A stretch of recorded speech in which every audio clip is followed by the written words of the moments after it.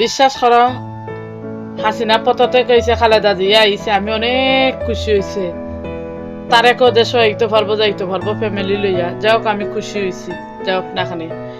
আমি যখন সকাল 7টা থেকে উঠতে বুঝছি না, খালি খবর দেখতেছি। এই মাত্র একটা খবরও পাইলাম, অনেক খুশি লাগে। উঠি আমি 3টা ভয়েস ভিডিও সার্চ দিলাম। আমার ওটাও অনুরোধ বুঝছনি, অনেক মানুষ তো মারা গেল, অনেক মানুষ তো হায়াসফুস করে। যাক, যদি তোমার মনের ভিতরে ভালোবাসা থাকে মানুষের প্রতি চাইয়া, আর মানুষের মরণ কথা স্মরণ কইরা বুঝছেন, আপনিও কিন্তু দেশটারে সুন্দর করে চালাইবেন।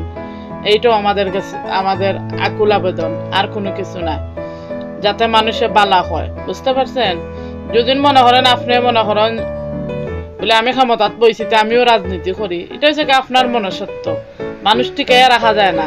পাবলিক কদিন মানুষে মারতে পারে না।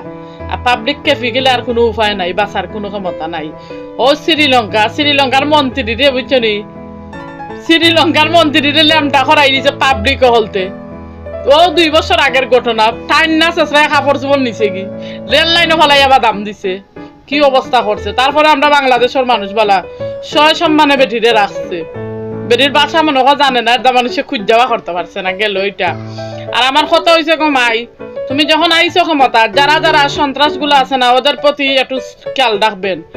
আর যারা মামলা খাইয়া বিদেশে আইছে না, এরার মামলা গুলারে বালাটিকে তদন্ত করিবা করবেন, বা কইরা বুঝছেন এই মামলা গুলার স্টার্ট দিবেন।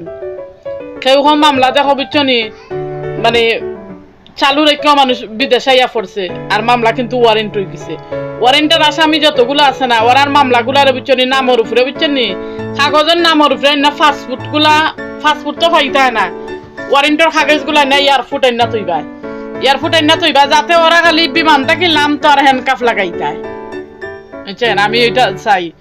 আমি কইছি বলে আল্লাহ বেটির একবার তা তুমি ক্ষমতাত লইয়াও, যাতে বেটি 15 বছর একটানা জেল খাটছে, হারাম বেটির ফুতো দেশ হইতে পারে না, কত কষ্ট। মা তাকে জেল, ফুতে খান্দে আমেরিকা বইয়া, কত কষ্ট একটা ফ্যামিলির মাঝে। যাক, আমি অনেক খুশি হয়েছি। আল্লাহ, বিশ্বাস করো, আমি আল্লাহর কাছে মনে করছি, আল্লাহ একটা মানুষরা মানুষে কত কষ্ট দেয়, প্রচুর কষ্ট তুমি পাইছো, তো তোমার কষ্টর মনে কইরা বুঝছেন নি, সবার দিকে চাইয়া সুন্দর হইয়া তুমিও যাতে হোক বাংলাদেশটারে সুন্দর করে চালাইয়া নিবাই, এইটাও রইল আমার শুভকামনা তোমার প্রতি। আর তার একদিও দেশ হইয়া মার ফুতে খানো উকা ওইয়া, তারা একলগে খানা টানা খাওকা, মায়ে ফুতরে দেখানা, ফুতে মারে দেখানা, তারার বুকের ভিতরে কত যন্ত্রণা।